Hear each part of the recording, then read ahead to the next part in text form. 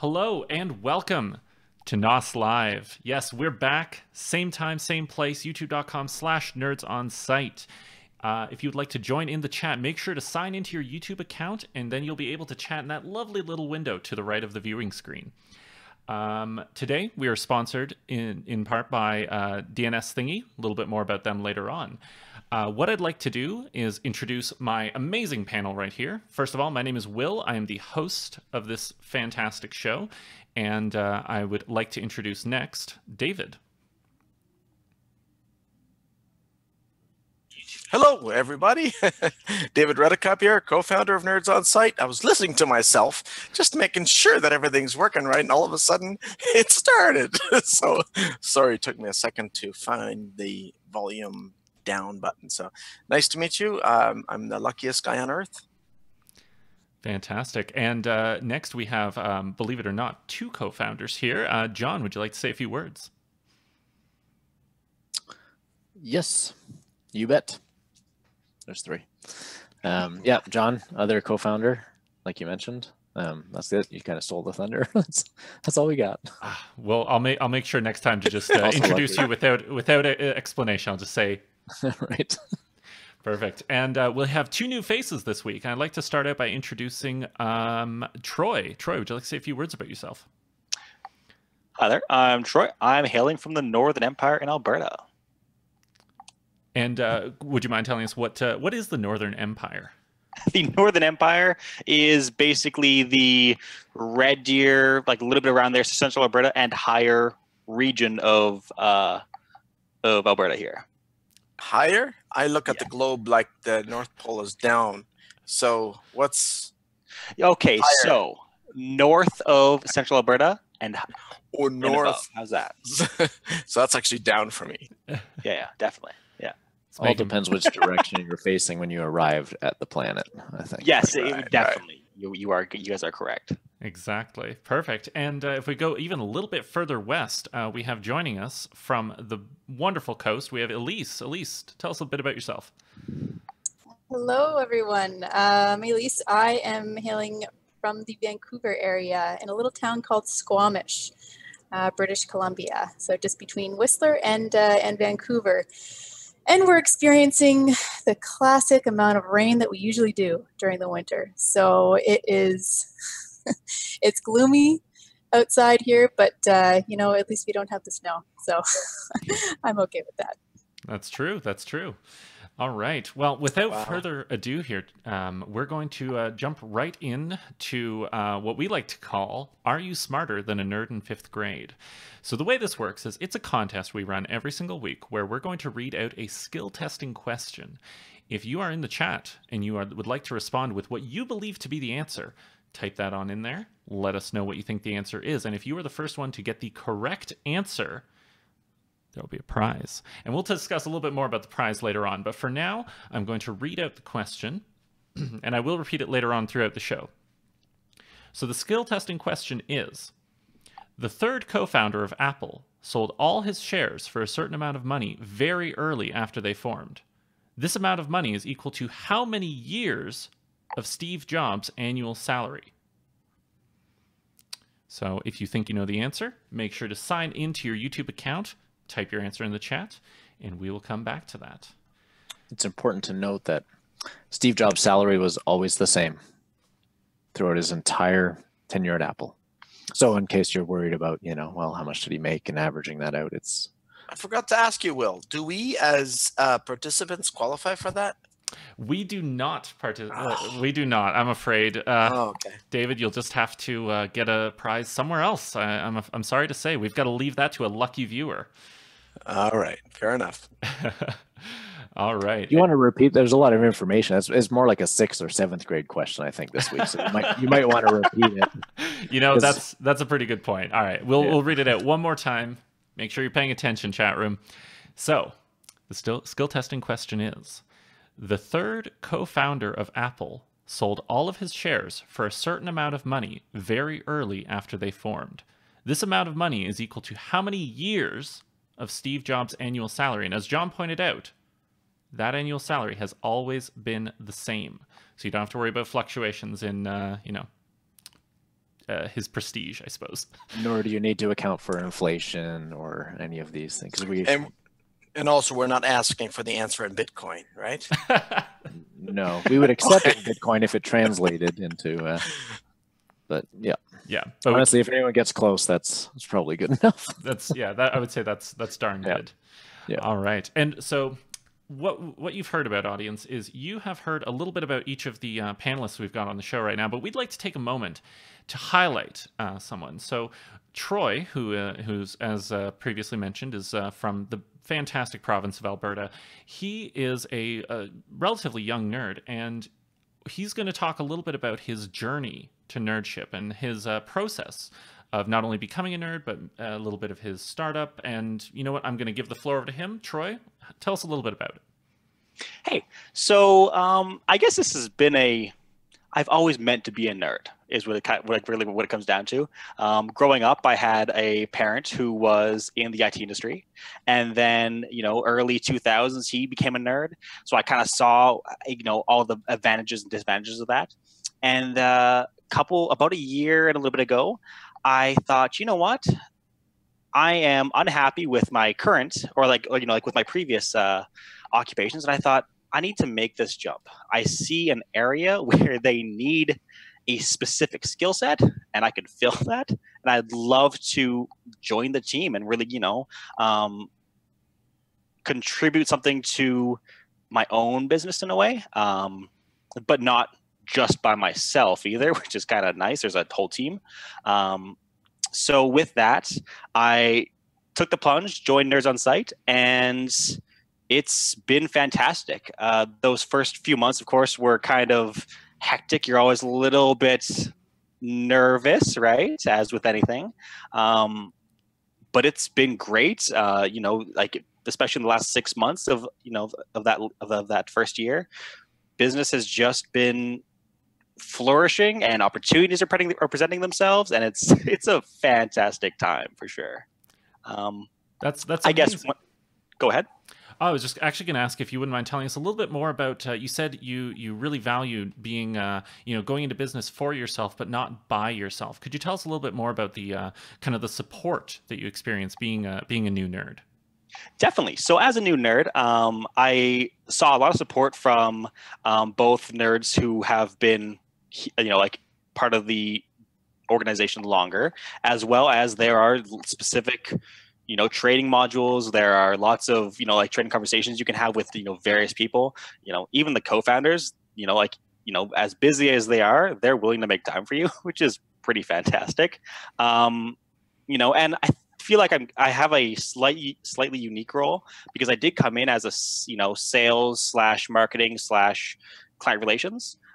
So I'm able to draw on the entire team, and if one person is best at servers, or we have a team of server people, I use them for servers. If someone else is best at antivirus, I go to them for antivirus. I don't have to try and do any of that myself. I can just bring the best people to the table for my client. So really, everybody's individual skills really get to shine, and everybody sort of develops these talents and really helps each other out with developing almost specialties, you might say.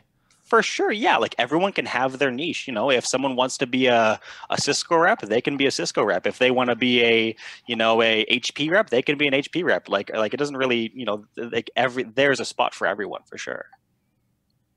Well, that is just brilliant. And for anyone out in the audience here, I really want to make it, very, very clear that, Troy, you can have a similar journey to Troy. If you are interested in, if you have a passion and love for technology and for helping people and really solving problems in people's lives, I want you to go to iwanttobeanerd.com. And if you actually take a look at the overlay, just slightly down here below us, below our lovely faces, you'll see the URL, and take a trip over to that website. And you'll get a chance to, again, go into business for yourself, but not by yourself. You won't be alone. You've got a team, you've got friends, you've got colleagues who are there to support you. And as you can see here, we're spread all across Canada, and Nerds on Site is spread way beyond that, so much farther. And so wherever you live, take a look at that website. And with that being said, I would really like to jump into our sort of first roundtable discussion. So I'm actually going to hand the reins over to David. David, would you like to lead us into the topic? I would love to. Well, we I get to be the lucky guys to choose a topic each week, starting with episode number 1. And one of the topics that has kind of plagued our industry in a way for the last number of weeks, actually, is known as the Intel Spectre and meltdown drama. And so what I wanted to do is just kind of talk a little bit about, I don't want to put my opinions out too much in front of this group, but rather ask for everyone's opinion. And I think we have some lessons as takeaways that occurred with what we've experienced, particularly in light of having the retrospect of what happened the last 4 weeks rather than, being early on. And broadly speaking, the Spectre and Meltdown weaknesses or bugs inside the looks like all Intel and a lot of ARM processors as well, boiled down to allowing bad actors to do really bad stuff. And a lot of this was not handled in the best way possible. Right? In hindsight is always 2020. And I love the way that PC Per phrased it in their very first sentence, that it was a great example of how not to react to a major flaw. So it wasn't really that if it was reacted properly that we would have put as much blame on Intel as it was the reaction. So to be clear, the criticism of mine personally is against the reaction, just like what Jeremy Hellstrom says, rather than on the technology failure itself. But I'm open to what others on the panel are thinking, and I love what Steve Gibson chose as his picture of the week. And many nerds are faithful listeners of the Security Now podcast, and so there's this Meltdown inside and Spectre inside variation of their logos, and no brand, holder likes to have their brand changed, right, to something that it carries a negative connotation. So this is going to go by the wayside as well. But I thought it was interesting. So what are you guys thinking? I know that Elise must have some thoughts. Elise brings the sanity, okay, to this otherwise 4 males in the group. Well, on one hand, it shows that really, given the marketplace that Intel covers, no one's really too big to fail. However, they have shown growth, I think, over the past year, and even from the I know the markets right now don't stay the same, but they still have shown growth. So no matter what, they are an integral part of technology this day and age. But it really highlights for me how integral technology is for today's leaders, socially and politically, and the fact that this was not shared, was shared with private companies like Alibaba, I believe, before it was shared with the U.S. government. It just shows that, or it just highlights the fact that we need individuals who are technology literate in the decision-making seats, really. And, yeah. Sorry, I find it extremely interesting, especially considering the fact that in spite of everything that we're criticizing them for, what in the world? Their stock is at an all-time high? Like, I can't quite correlate that just yet, but that's where we are. So maybe this whole Alibaba first, maybe foreign companies first, I don't know. In their defense, if they were going alphabetically down their list of people to contact, Alibaba would be near the top and U.S. government would be near the bottom. So Only John will find the perfect explanation. Now it all makes sense. I may have inside information. He's JC, so like even he's before the US there. So we're gonna have John Inside logo instead of Intel Inside. It'll be John Inside. Nah, it's okay. We'll get a cease and desist in no time for that. It's on the way. Perfect. So, Troy, do you have any sort of thoughts on this? We'd like to, it's especially important that we get everybody's take on this sort of thing. And as David pointed out, this was something that caused, at least in terms of headlines, quite a fuss. What are your thoughts on it, Troy? Definitely. I guess to add into Elise's comment there, I think that if they were to share it with governments, they shouldn't just share with one. It would have to be every government, to be fair. If they only gave it to the US or only to China or only to Russia or like anybody, then that they could then exploit it, for that brief period that no one else knew it or knew about it. And secondly, I would also like to say that they're opposed to the very negative reactions that like a lot of people have had, and in response to this, Microsoft, Apple has done a fantastic job in not reacting to it at all. They didn't go forth and rush through trying to get any Intel updates done. They fixed this and mitigated it on their own, and I think that's just really a solid solution by Apple so far.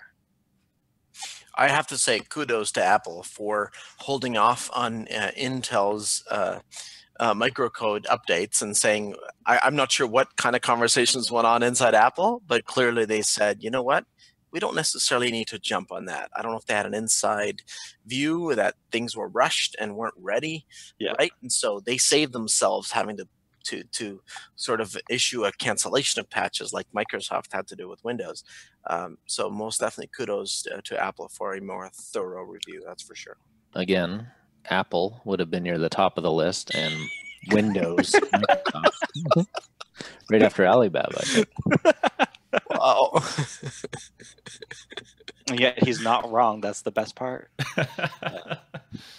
Fantastic. Well, I think that's a great starting point for for what is really like a quite a large discussion. And if you in the chat have more thoughts, if you have your opinions, please share them with us. Like, let us know what you think. Let us know your opinions. We want to hear it. We want to discuss it.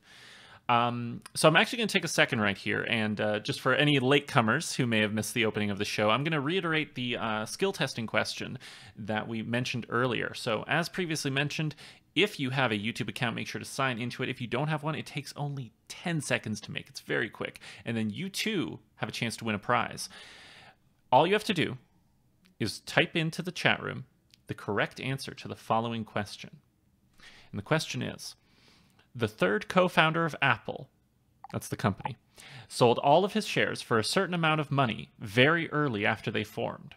This amount of money is equal to how many years of Steve Jobs' annual salary, which has remained consistent from the time of him starting at Apple onwards. So once again, if you have and you know the answer, make sure to type it in that chat room. All right. And now, for anyone who was here last week, you may have noticed that we have a segment we like to call Tip of the Week. And this week, because we care for you so much, we're actually offering not one, but 2 tips of the week, both from our fantastic newcomers here to NOS Live. So I'd like to start out with Troy, if you wouldn't mind sharing with us your tip of the week. Okay, no problem. So it's actually something that I've had a little bit of trouble with since the newest iOS update. You used to be able to go back and go, like if I have, hey, I have time tomorrow for that appointment. I can't quite seem to go back and take out those P's like I used to be able to. However, if you press on your keyboard, you now can free range at any point into that. Back that bad boy up and go. What? You press on your keyboard? Yes. So where the letters are, you press there, and then you can just kind of scroll through to the exact place that you want. Boom. Oh my goodness. Indeed. I found this out a couple days ago, in fact, and I have to share this. This is exactly what I've been looking for, basically. Ooh. I think it's, There we go. That is awesome. That's great. Thanks for sharing that. I had no idea. Definitely. I believe Very that's cool. a bug known as keyboard meltdown, so that's probably going to be fixed soon. While it lasts, that is pretty awesome. Definitely. Exactly. Enjoy your hot tip while it's relevant. Indeed. Perfect. All right. And so, as promised, tip number 2 comes to us from Elise. Elise, would you like to share with us what you've got? Yes, so this comes from some family experience. Tax season is soon approaching. I'm sure you all know, which means there are some malicious actors out there that are coming with new and creative ways to scam those of us who do end up paying their taxes eventually. So they come in the form of phone calls, emails, even text messages, now letters through traditional mail, and claiming to be obviously CRA employees. So my tip is really a straightforward one, but something just to keep in mind. Be very cautious of receiving any types of requests that are requesting for personal information. I know this may be obvious for a lot of us who deal with online registrations and technology on a day-to-day basis, but for those who don't, for family members, for friends, I would just encourage you to share that information. And there's some great resources now on canada.ca that provide examples of previous scams and how you can watch out for them. An amazing tip. Thank you. The fantastic thing about tips like that is that, things that apply to everybody, things that we all have to go through in life, we can all use a little bit of advice and a little bit of help. And so thank you so much for that tip. And Troy, for yours as well. You're very welcome. Fantastic. So what we're going to do now is, as previously mentioned, this show is sponsored by DNS Thingy. And I'd like to get David here to tell us a little bit about DNS Thingy, as well as discuss the details of the prize. And last chance, chat, if you are watching this show, make sure you get your answers in, especially once you hear what this prize is. You're going to want to get it. Cool, thanks. Look, I'm even wearing a DNS Thingy branded shirt today. Yes, DNS Thingy is a product that allows you as the business owner or the owner of an internet connection to shape the internet traffic the way you see as appropriate, right? Block the stuff that you don't want, allow the stuff that you do.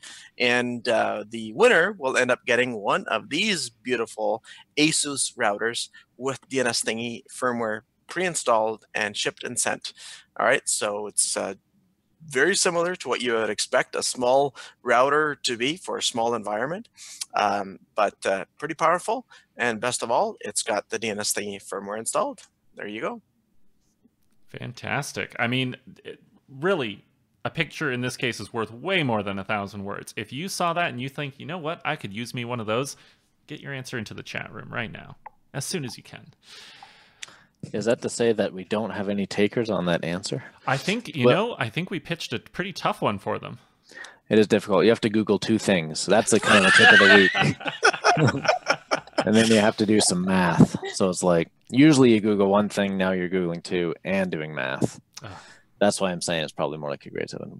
We could just ask, do you understand the question? And we'll take yes or no. Either. I feel like that's a dangerous thing to put out there, the possibility of just saying yes and then you win a prize. Like that, we're setting a precedent with that. Well, it's just a quick hello. All right. Well, you know what? At this point, it looks as though we have managed to stump our audience. So I think what we'll do is this week, unless an answer comes in before the time we end this show, we may have to hold on to the prize, keep it to ourselves, and then you get a chance next week. Hey, Will, I have an idea. We didn't realize that we might run into this. But if any of you guys play the HQ Live app, where every day at 3 and 9 p.m. Eastern time, they have a live show, Scott Rogowski, and I forget who the new host is, where they ask a series of 10 to 12 questions, and prizes range from a few hundred to a few $1,000. That's split between the winners. What they do is if there's no winner, I don't think there has ever been such a day, then it adds up to the next week. So the next week we'll give away 2. Right? So we can always do that. There we go. All I have right. no problem with that. That's perfect. I do like the sound of that, guys. Yeah. That sounds fantastic. There we go. Doubling down. I love it. All right. Well, I think what we're going to do at this point is we're actually going to sign off. We're going to say goodbye for this week. Next week, we will be back. Same time, same place. Make sure to hit that subscribe button if you enjoyed watching the show, because we will be back here every single week. Wednesday night, 8 p.m. Eastern Standard Time. Come hang out. You can win a prize. You can learn a lot. And you too, genuinely, can become a nerd. And so from myself, David, Elise, Troy, and John, we thank you so much for spending your night with us, and we look forward to seeing you next week. Have a good night, everyone. Good night. Bye for now. Bye for now.